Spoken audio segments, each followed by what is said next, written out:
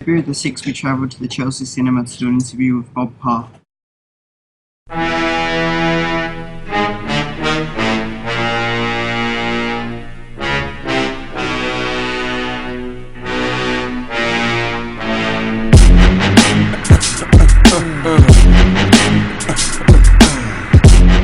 Hello, today we've got Mr. Bob Parr here, who we'll be interviewing. How has the cinema experience changed since you were young?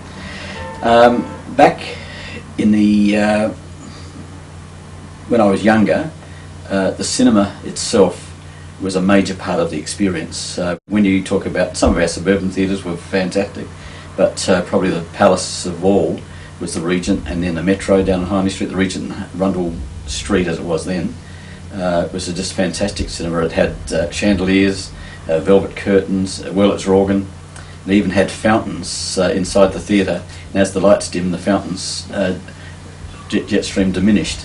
Today, cinemas, the modern cinemas, are more like a supermarket. When videos were introduced, did you see a decline in people coming to the movies?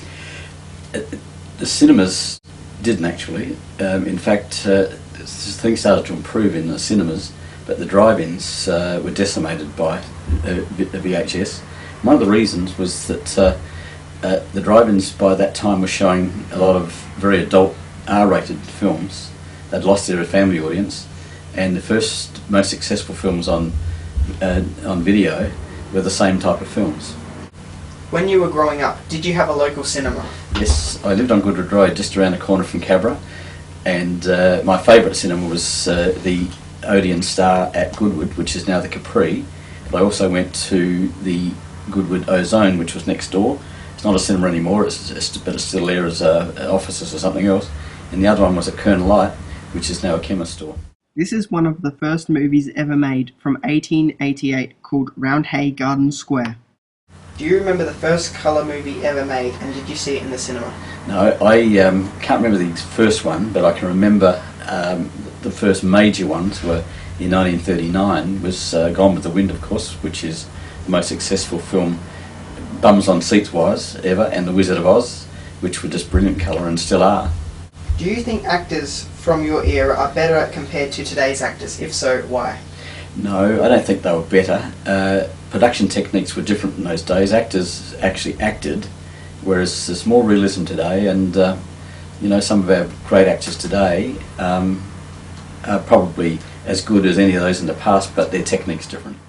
This is the first ever recorded motion picture from 1878.